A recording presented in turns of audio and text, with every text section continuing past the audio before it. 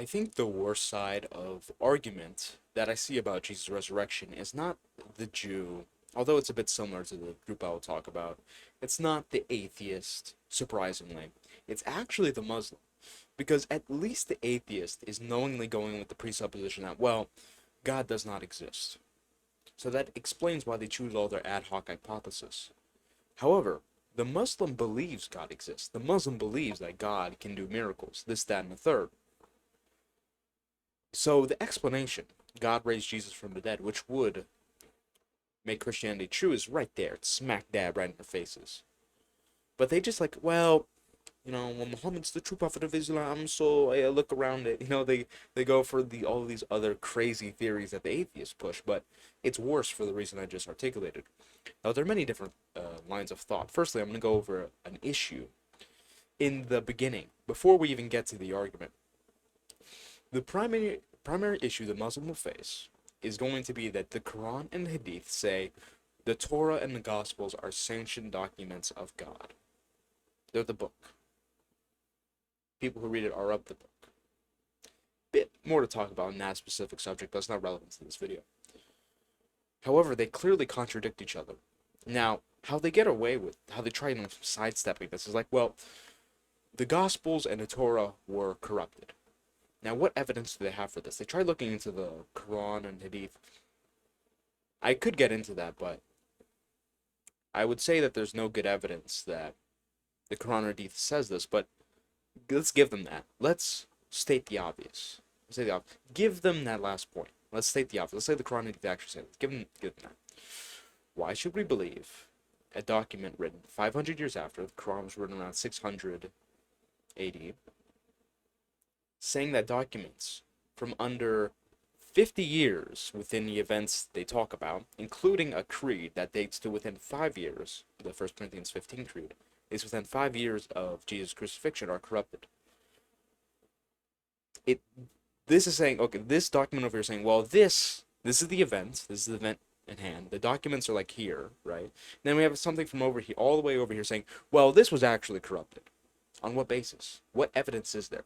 What evidence is there that these documents were corrupted? Where are the original ones? Why should we believe the document that comes from 500 years later? And you can't say it's because the Quran is the holy word of God, because that's a circular argument. That's like saying the reason why my book, the word of God, is right is because it's the word of God. That's a circular argument. You need another reason. And the truth is, there's really nothing to work with. There is no other reason. Historically, this argument makes literally no sense. The only way it can make any sense is if you said, well, the Quran is the word of God, but that's, like I said, a circular argument. The contradiction has already completely destroyed the foundation the Muslims have to work with, but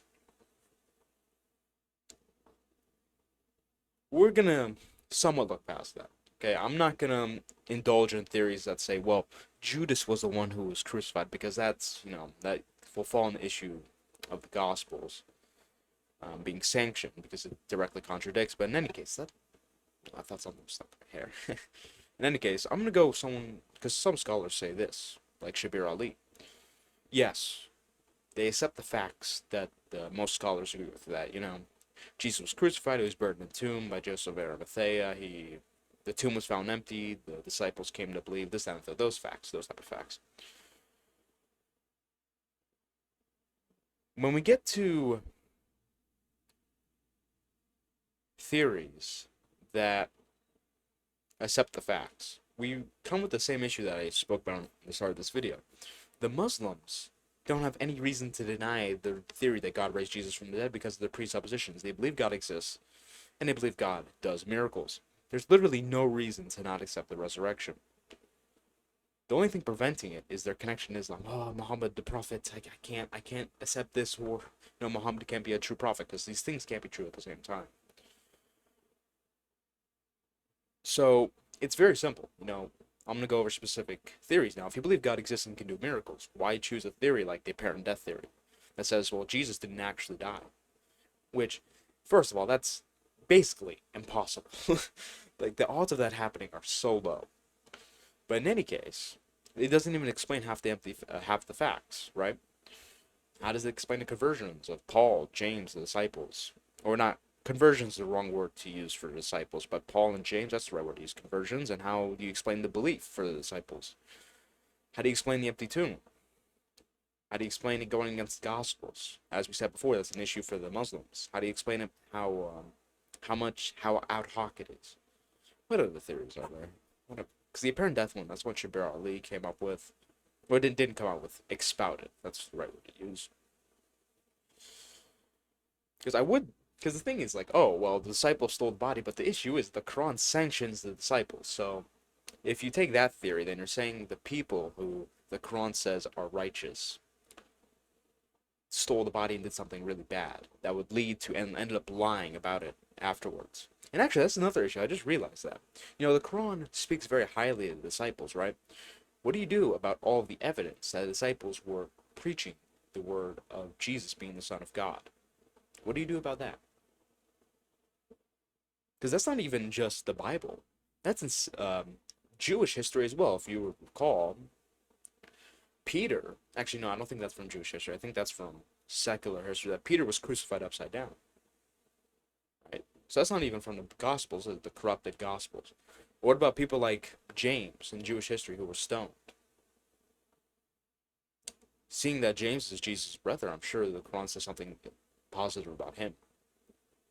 Although I can't be too sure about that. But this goes for most of the disciples. Most of the disciples are believed to have been executed for the belief in Jesus. Make sure I didn't run out of computer space. Preaching that Jesus is the Son of God. That's what they were executed for. So why is the Quran saying that they're righteous? They're saying something that would be shirk in Islam, right? Doesn't even make sense. So that's another issue that I just came up with off the top of my head. Now, what are the theories that atheists spout? There's the apparent death. There's the twin theory. I don't know how I'm forgetting. It's really disciples stole the body, apparent death.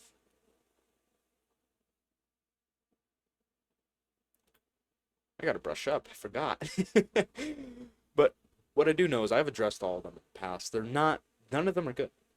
None of them are good explanations. Or, of course, there's the one that, people just made it up. That's a very common one, but the Muslim has an issue where the Quran sanctions the disciples. The disciples were the one preaching all of this stuff, so it doesn't even make any sense from their own point of view. But in any case, even if you were to say that, that wouldn't explain things like the empty tomb or the conversions. You have the same issue. No explanation, aside from God raised Jesus from the dead, is able to explain all the facts without being highly ad hoc. And as I said, the Muslim has it smack dab in front of him. He's just, no, I don't like it. I don't like it. I like Muhammad. I like the P end of word prophet. I like this, that, and the third. I don't want this end up being hit piece on Muhammad. But, there's the issue about the Gospels in the first place. So that's already a dead horse. And now, with all these other issues that compound, it's like it's like just getting a machine gun, an M60, just all over the horse. It's already dead. When studying the resurrection initially, I always thought the atheists are going to have the worst explanation. And ended up having the worst explanations. Until I started looking at the Muslim perspective. That's when I realized the Muslims really have the worst explanation.